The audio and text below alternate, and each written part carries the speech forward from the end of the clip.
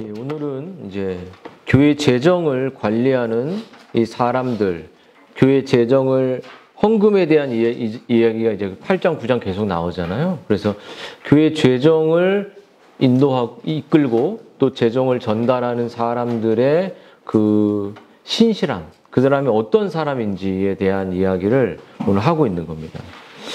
여러분, 교회 재정을 맡은 사람들, 교회의 물질과 교회의 일들을 맡은 사람들은 정말 신실해야 되죠. 또 경건해야 됩니다.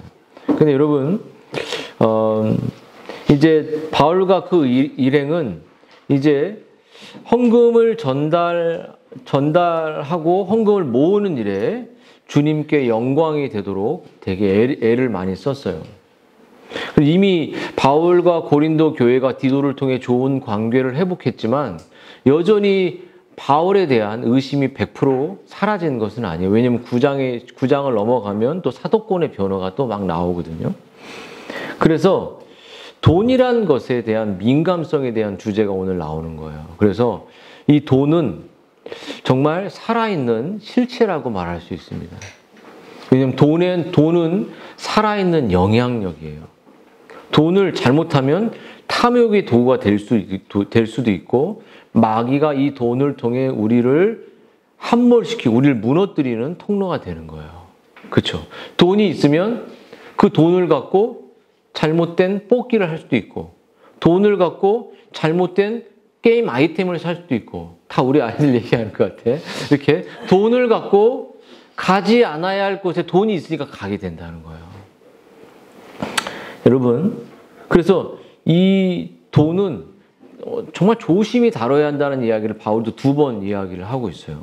그래서 바울은 이 거액의 헌금을 전달하는 일에 있어서 사도 바울을 비방하는 자들이 여전히 존재하기 때문에 바울은 이제 이 돈을 자기뿐만 아니라 여기 형제, 또 그 형제, 한 형제 이런 식으로 형제들이 딱 바울 말고도 3명, 바울과 함께 3명의 사람들이 동시에 이제 바울을 포함한 3명이죠. 그 사람들이 어떻게 헌금을 교회에서 사용하고 전달했는지에 대한 이야기가 나오고 있어요. 마치 오늘 우리가 재정 보고를 하는 게 되게 중요한 일에 맞춰서 이 본문이 나오게 된 것 같아요.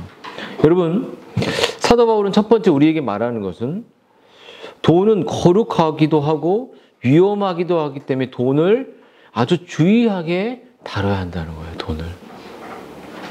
여러분, 돈을 우리가 주의하게 다루지 못하면 여러분 단돈 10,000원 우리 시온이 누구 돈 빌려준 적 있나? 가온이한테 동생한테 돈 꺼준 적 있어? 없어? 별로 그런 관계가 아니야? 야, 봐봐요. 돈이 없어서 이렇게 빌려주고 그런 게 없지. 보세요. 돈을 통해서 우리가 자식과 부모가 단절 나기도 합니다. 여러분 뉴스에 보니까는 막 정말 뭐 수백억대 자산가가 있는데 부모에게 자녀들에게도 돈을 막 물려줬는데 남겨진 엄마한테는 최근에 남겨한테는 빌라나 이런 거 했는데 결국 그 엄마가 거의 그 변사체 정도 상태로 거의 그 정말 몸에 질병이 생긴 상태로 죽음을 당했다 그래요. 왜냐하면 마지막 돌보는 자녀들이 나머지 그 재산을 가져가기 위해서 부모를 이렇게 학대하고 유산 변경하려고 하는 일들이 정말 많이 있죠. 그 어머니 살 집까지 뺏어가려는 거죠. 이런 부부 사이에 교회 안에 이 돈으로 인해서 교회가 무너지고 부부 사이가 갈라지게 되죠. 다투게 되죠. 그러니까 돈은 멀리 해서도 안 되지만 돈을 너무 가까이 해서는 안 되는 이 돈이 되게 선한 일에 사용되기도 좋지만 악한 일에 사용될 수도 있다는 거예요. 그래서 바울은 영적인 아들 디모데에게 돈을 사랑하는 것이 일만의 악의 뿌리라고도 말했지만 돈을 통해서 물질을 통해서 교회를 세우고 지체를 세우고 정말 하나님의 영광의 통로로도 사용될 수 있다는 것이에요. 그래서 하나님이 우리에게 돈을 주신 것은 가정을 먼저 세우고 공동체 지체에게 흘려보내므로 이 지체들을 세우기 위해서 돈을 주셨죠. 그래서 저는 지난주의 말씀처럼 우리 교회의 부자가 나올 수 있도록 기도하고 있습니다. 부자. 정말 물질적인 풍요를 하나님이 다시 회복시켜 주시는 거예요. 왜냐면 그 물질이 이제는 자기를 위해 쓰이지 않고 교회와 지체를 위해 경건하게 쓰일 수 있는 본을 보일 수 있기 때문이죠. 여러분, 부자가 된다는 것은 자기만을 위해 쓰지 않고 분명히 하나님의 물질을 흘려보낼 것이기 때문에 그를 부유하게 하는 거예요. 왜냐하면 하나님이 우리에게 돈을 맡겨주신 이유는 돈을 불려서 주인을 이롭게 하고 주인의 뜻에 맞게 물질이 흘려가기를 원하시기 때문이죠. 그러므로 여러분, 돈이 누구의 손에 들려 있는가? 또 돈을 갖고 있는 돈에 대한 태도에 어떤 사람이 돈을 정말 귀하게 쓰는가가 대한 어떻게 전달하는가가 오늘의 이야기라고 할 수 있죠. 그래서 교회의 이 모든 것들은 교회가 우리가 헌금을 내고 모든 것은 하나님의 재정이라고 할 수 있죠. 왕의 재정 이런 막 제목도 있잖아요. 그래서 돈 문제는 투명하지 않을수록 이제 마귀가 틈타는 거예요. 막 대형 교회들 있으면 비자금도 있고 막 자살도 하고 여러 일들이 많이 있잖아요. 헌금이 수없이 들어왔는데 요번에 이제 이 강남의 아주 큰 교회, 엄청 큰 교회가 이제 은퇴가 얼마 안 남았다고 해요. 근데 그 교회에서 최근에 얼마 전에 이 외매 이제 그 선교사님이 한 분 오셨는데 어떻게 왔냐고 물어보니까는 모 교회에서 호텔과 비행기를 다 줬는데 40억을 딱 빼갖고 이걸 선교사님들이 와서 WEA라는 뭐 그런 주제를 갖고 참여할 수 있게 해외에 있는 모든 사람에게 비행기, 호텔을 다 끊어버린 거예요. 40억을 단 한 번에. 그러니까 자기가 취한 게 아니라 그거를 40억을 한 방에 쓰는 거예요.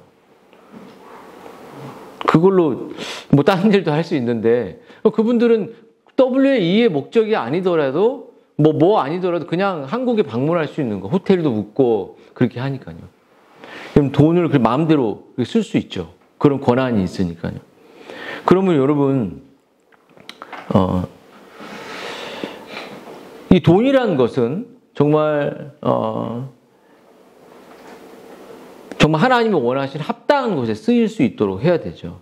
그래서 교회 안에서 물질적인 이 관계가 절대로 형성되면 안 됩니다. 교회는. 돈을 빌려주는 것도 아니고 돈을 빌려달라고 하면 돈을 그냥 줘야 돼요. 줘야 돼. 여기에만 좀 투자해 주세요. 그러면 그냥 50만 원 주고 돈 없어 이렇게 말해야 돼요. 여러분, 그냥 돈을 내가 줄 수 있는 범주까지만 주고 그냥 잊어버려야 돼. 받으려고 해서도 안 되고 또 그냥 차라리 돈을 빌려달라는 사람한테 빌려준다는 말 아니라 조금 좀 도와줄 수 있냐? 이렇게 가야 되는 거예요. 빌려달라는 말 할지 못 갚잖아. 그러면 이미 못 갚을 때 관계가 깨지면서 서로 불편한 관계가 된다고요. 그래도 교회 안에 정말 이런 마귀들이 이러한 인간의 감정의 틈을 타서 막 그 TV도 나오잖아. 이천수인가 그 사람이 생활비로 1억 얼마를 받았는데 그냥 어려울 때 도와준 줄 알았다. 근데 고소를 하니까 다 변제를 하잖아요. 그러니까 어려울 때 도와줬다고 생각하는데 자기는 그렇게 받았는데 도와준 사람은 언젠가 받을 거라고 생각했나 보죠. 그러니까 이게 막 TV 나오고 하니까는 이제 다 빨리 변제해버리고 자기도 이제 그 길을 이제 무마시키려는 길을 가는 거죠. 그러면서 이 돈이라는 것은 정말 적든 크든 마귀가 틈타서 우리 교회를 무너뜨리고 가정을 무너뜨리죠. 그래서 이 재정 집행에 있어서는 부끄러운 재정 집행을 절대 해서는 안 된다는 거예요. 그래서 모든 성도들이 이 점에 있어서 하나님이 기뻐하는 일의 재정에 대한 물질에 대한 태도를 갖는 것이 오늘 본문에 중요하다는 거죠. 그래서 사도 바울은 오늘 본문을 쭉 보면요. 조심해서, 물질을 조심해서라고 사용한다는 말을 2번이나 얘기해요. 오늘 본문에서. 여러분, 주의해서라고 말하죠. 여러분, 돈이 어마어마하게 중요하지만 돈의 위험성을 알고 있는 사람들은 바울 사도는 이 돈을 내가 조심한다. 조심해서 쓴다라고 계속 말해요. 그래서 이 주제가 되게 중요한 건 뭐냐면 주님 앞에서 재정을 사용할 때 주님이 보시는 앞에서 재정을 쓰는 마음으로 재정을 써야 된다는 거예요. 투명하게. 물질을 투명하지 않으면 이미 그 안에 영적인 어둠이 깔리기 시작해요. 어둠이 깔리면 영적 사망이 오게 돼요. 영적은 죽은 상태로 살아가게 된다는 거예요. 여러분 예전에 우리 작은 교회에 있을 때도 그렇게 크지 않는 우리 둘이 같은 교회 출신인데 거기서도 재정을 맡은 그분이 재정을 채용해서 재정을 썼어요. 그래서 그 빚을 아마 다른 사람이 다 갚아주게 됐던 것 같아요. 그 회계를 맡으니까 회계가 쌓이잖아요. 그걸 가지고 다른 데 먼저 쓴 거야. 여러분, 그래서 사도 바울은 이 물질을 사용하고 재정을 아끼고 재정을 만지는 사람은 이것을 통해서 복음 전도와 복음을 전하는데 방해가 되지 않도록 해요. 김성욱 집사님이 여기서 막 이렇게 막 작정 얘기하고 있는데 돈을 1,000만 원 만약에 500 정도를 딱 꿀꺽했다고 보세요. 그럼 설교가 들리겠어요? 안 들리겠어요? 우리 어제 가온이한테 아빠가 엄청난 큰 범죄를 저질렀다. 그럼 네가 나를 아빠로 보겠냐? 안 보겠냐? 아빠를 못 볼 것 같아. 너도 똑같아. 넌 내가 계속 너를 자식으로 보지 않냐. 이렇게. 그런 것처럼 여러분, 그래서 사도 바울은 이 자신의 돈을 관리하고 교회를 관리하는 재정위원, 단지 돈으로만 보시는 게 안 되고 교회의 모든 것을 관리하는 사람들이 얼마나 어떠한 신앙의 성품을 갖고 있는지를 오늘 디도뿐만 아니라 오늘 두 형제를 소개하면서 3명을 어떠한 신앙을 갖고 있는지를 말하는 거예요. 첫 번째, 재정을 맡은 사람은 신실해야 됩니다. 그렇지 않겠습니까? 여러분, 그래서 오늘 교회의 재정을 첫 번째 맡은 사람이 디도였어요. 디도라고 말할 수 있지만 오늘 우리 교회로 따지면 김성욱 집사님 같은 분이 재정을 맡았죠. 근데 여러분, 이 디도는 고린도 교회와 바울을 연결한 사람이고 바울의 오해와 바울의 그 거짓 교사들이 문제를 삼았던 것들을 풀어주고 그들에게 헌금을 유발할 수 있도록 건강한 헌금을 통해서 교회가 세워진다는 원리를 가르치는 사람이 바로 디도였습니다. 물론 바울의 가르침을 배웠지만 그 디도를 고린도 교회는 엄청 신뢰했어요. 바울도 흡족하게 하는 사람이었지만 디도는 고린도 교회에 지금 헌금을 권면하고 있기 때문에 그들에게 신뢰함을 받는 사람이 바로 디도였어요. 디도. 바울이 내가 범사에 너희를 신뢰하게 된 것을 기뻐한다라고 말할 정도로 여러분, 디도를 통해서 바울과 고린도 성도들의 영적인 회복을 만들어낸 사람이 바로 디도였습니다. 여러분, 디도의 마음속에는 늘 교회를 향한 간절한 마음, 교회를 사랑하는 마음이 있었죠. 그래서 여러분, 디도의 마음속에는 고린도 교회의 영혼을 한 명은 고린도 교회를 사랑하는 마음이 있었어요. 그래서 이 고린도 교회와 디도 사이에 그냥 관계가 영적인 친밀한 관계가 형성되어 있지 않았다면, 정말 믿지 않았다면 그 사람에게 디도를 통해 고린도 교회 헌금이 예루살렘 교회나 아주 연약한 교회에 전달되는 게 불가능했어요. 단지 그냥 믿음이 좋아 이게 아니라 정말 고린도 교회가 정말 믿고 신뢰하는 관계, 그 관계가 되는 사람에게 물질이 맡겨지는 거예요. 뭐라고 말하냐면 디도라면 충분히 내 이 거액의 물질을 맡길만 하다. 그랬어요. 여러분 어떻습니까? 여러분들이 만약에 관계가 무너진 사람이 재정을 맡는다면 신앙적인 관계가 저 사람은 아닌 것 같아요. 근데 걔 재정을 맡고 있어. 그러면 그 사람 재정을 맡으면 안 되죠. 본이 되고 영적인 흠이 없고 영적인 그 바른 길을 가는 사람은 바로 영적인 관계가 형성되는 거예요. 만약 우리 아내가 자꾸 제가 얼마를 주는데 저 자꾸 딴 데 투자해서 망하고 있어. 그럼 관계가 깨져. 그러면 정말 신뢰가 계속 사라져. 그럼 돈을 맡기겠어요? 안 맡기겠어요? 돈 못 맡기죠. 내가 주는 거 좀 써 이렇게 이미. 근데 돈을 맡기고 있기 때문에 얼마 안 되지만 우린 맡길 것도 없습니다. 각자 쓰니까. 그래서 여러분 이렇게 정말 디도라면 충분히 믿을 만하고 우리가 아무 염려하지 않아도 될 사람이다. 어떠세요? 김성욱 집사님 그런 사람인가요? 네? 인정을 안 하는 것 같은데 그래서 승민이 오케이 했습니다.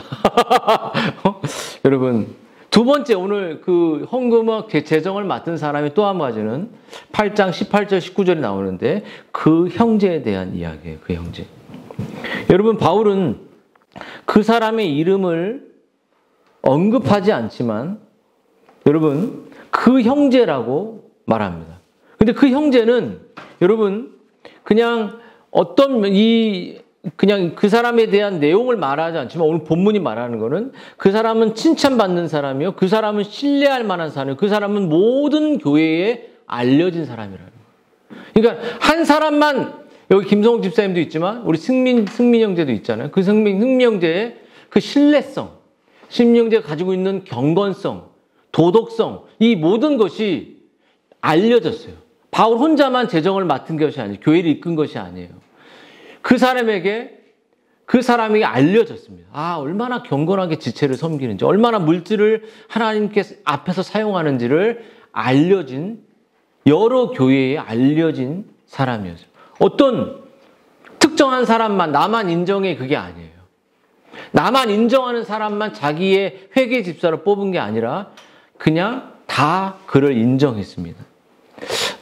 어떤 학자들은 그가 누가나 바나바나 신라 같은 사람이라고도 하지만 분명한 이름을 언급하고 있지 않기 때문에 중요한 것은 교회에 알려졌고 교회가 그를 신뢰할 수 있는 인물이었다는 거예요.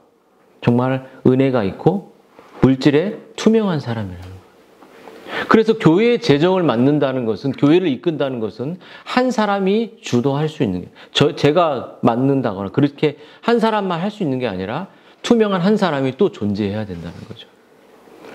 여러분 세 번째 한 형제 22절에 나와요.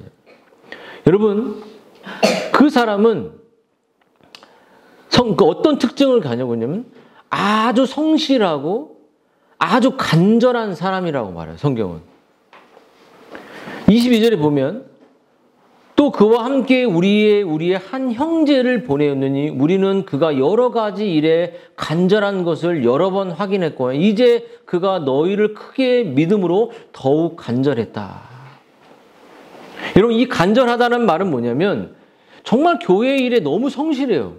너무 신실해. 근데 뭐냐면 사람들이 그를 여러 번 시험하고 여러 번 관찰했고 여러 번 봤을 때 정말 그가 말씀과 기도와 헌금과 여러 가지 일에 정말 검증되었다는 것이죠.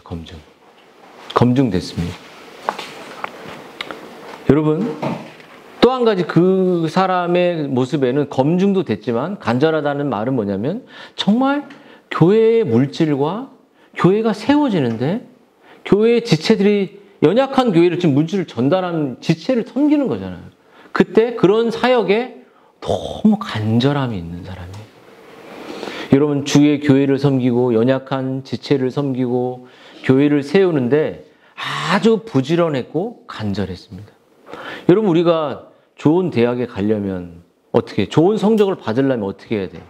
시연아 좋은 성적을 받으려면 어떻게 해야 돼? 공부 열심히 해. 그러면 그 안에 내면에 있는 거는 간절해야 돼. 내가 이 반에서 1등 하리라. 이 간절함이 있어야 돼. 이 간절함이 밖으로 튀어나오는 게 성실함이죠. 부지런함. 은율이 신발 똑바로 신어라. 빼지 말고. 뒤꿈치 빼고 그렇게 하지 마. 할 때. 자, 여러분 주님의 교회를 섬기는 재정을 맡은 사람뿐만 아니라 교회를 섬기는 사람들은 간절하고 부지런했습니다. 게으르지 않았어요.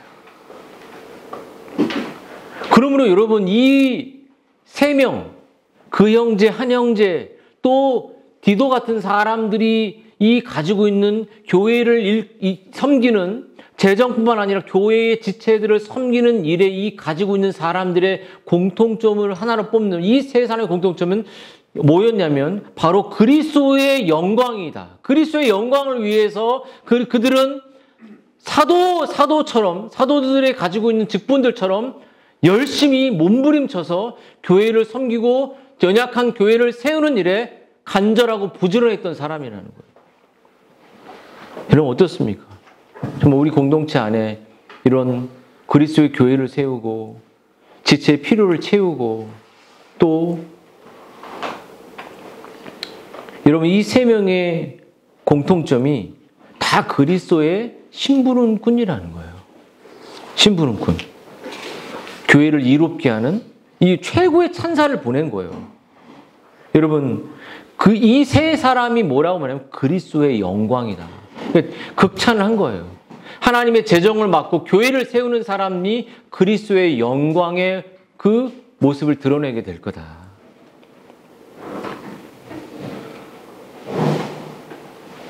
여러분 이렇게 칭찬과 이렇게 인정을 받는 존재가 바로 교회를 섬기고 교회를 이끌고 교회를 리더할 수 있는 리더의 모습이라는 겁니다.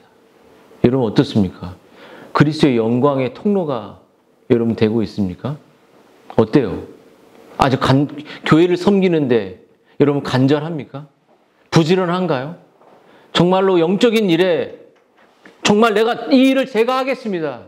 제가 교회를 섬기겠습니다. 제가 이 굳은 일을 하겠습니다. 간절함이 있냐고요? 아니면 일주일에 한 번 그냥 와서 그냥 어떤 일을 한 게 여러분의 교회 일을 다 했다고 생각합니까? 여러분 이 교회가 이 세워지는 이 세 사람은 그리스도의 영광으로서 칭찬을 받는데 정말로 디도뿐만 아니라 이 세 명의 사람은 간절했고 부지런했어요. 여러분 우리가 좋은 대학에 가고 뭔가를 하려면 간절해야 되잖아요. 여러분 그래서 이 디도뿐만 아니라 이 두 형제는 교회에 헌금을 전달한 거룩한 프로젝트를 도우라고 교회들이 보낸 사람들이었고 정말 이 세 사람의 뛰어난 성품을 보여준 이 셋은 그리스도의 영광이라고 불렸어요. 엄청난 사람 아닙니까? 단지 물질을 맡았다. 단지 교회를 섬긴다 이게 아니라 그리스도의 영광이다. 그리스도의 그 모든 그 신실함과 은혜가 드러나는 그 통로다.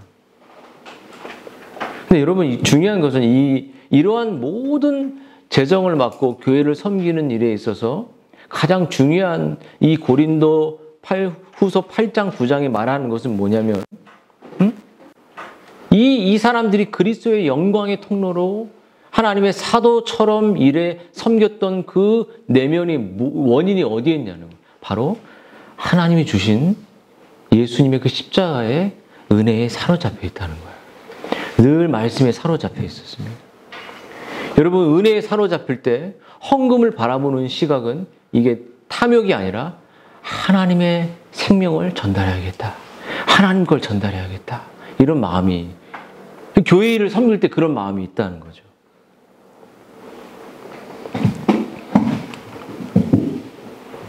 여러분 이런 모습이 바로 헌금을 맡은 사람들이 사용했던 그 모습입니다. 그러므로 여러분 우리가 교회 재정을 관리하고 교회를 섬길 때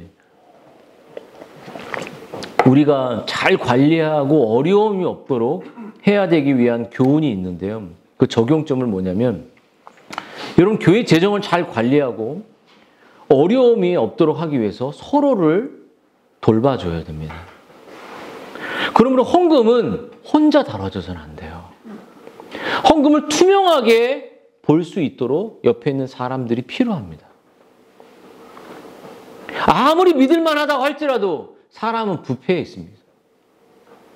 돈이 쌓이고 물질이 쌓이면 어느덧 자기가 그거를 손대게 되어 있습니다.